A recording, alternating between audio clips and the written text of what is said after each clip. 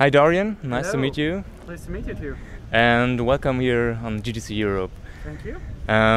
You're talking about video game scheduling here at GDC Europe. What is the most common mistake, in your point of view, made by developers when planning a game? That's actually a very good question. I don't think there's really one major mistake. Everyone will just see a different mistake that just is relevant to the way they're doing production on scheduling in general. I think one of the biggest mistakes, though, is maybe believing that you can have a control on a video game schedule. Video game schedule are really complex. There's so many elements being factored. It will be the team, the complexity of a video game, the technology evolution, that somehow you need to accept that you don't have that control. I think one of the good comparisons I could do for that is just imagine the video game development as a bike. Every part of that bike represents a part of a team. So, for example, the tire would be programming, let's say. The production role is you're not the bike at all. You're just the oil that makes the bike go faster. But here's the important thing, is even a bike without oil will still run alone. So actually the person who is the most useless on the team is who? It's me, right? I'm not needed. I'm not the guy actually making the code, the art, or the game directly. But that's one thing which is really, really important. I've seen too many producers or people in scheduling project management roles are just putting this sort of iron or just prevent the bike from running, which is just the counter of what the job is supposed to be, which is a job of supporting the team. So the biggest mistake, not supporting the team. How is the communication between the particular studios, or is every team completely working for themselves? That's actually a good point. We have 3 locations, Montreal, Edmonton, and Austin. Austin is really working remotely. Like they're working on their own project, which is the Old Republic, and they kind of separated from Edmonton and Montreal. It's not the structure of Montreal. Montreal is really working on Mass Effect 2, right? Most of Mass Effect 2 is being done in Edmonton, but half of the cinematics are done in Montreal, for example, and we have also level creation team that are done in Montreal that are working on most of the Uncharted world of Mass Effect 2. So it's a structure where we have very tight communication with Edmonton. We have a lot of challenges, like we've been figuring out, but we have like all our daily stand-up we're doing are done through video conferencing, for example. There's a lot of phone talk. We're losing a lot, different oversharing system, and works well, but we're still learning from it. Like it's still a recent group that was set up in Montreal, so we're still learning from how to communicate efficiently with a remote location. Mass Effect, was an absolutely great game. I loved it. But one of the few points of criticism was that the side quests weren't diverse enough, and that they couldn't keep up with the awesome quality of the main quest. Will this point change with Mass Effect 2? Well, that's a very, very good point, yeah. So everything which is the way we call the Uncharted world kind of sucked in Mass Effect 1. To be honest, it was pretty low quality, and they were introduced a little too late in the game. And, there was really that gap between the critical path and the side quest. So this is actually what we're doing in Montreal. We're working on exactly all the side quests of the game are done in Montreal.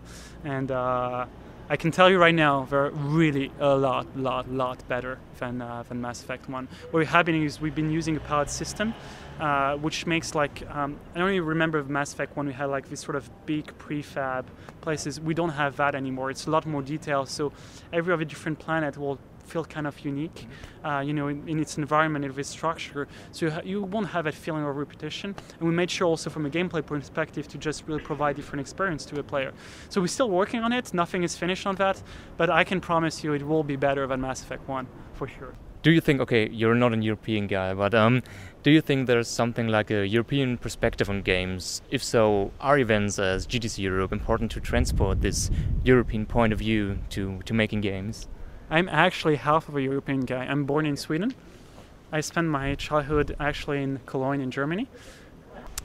I think that every culture has its own point of view, right? And you have some differences. So, and it's not specific to the video game industry. It's something that is just overall. Let's take, for example, the way people approach a problem. European in general, will be German or French, will tend, for example, to think when they have a problem from a technological aspect before thinking of a human aspect.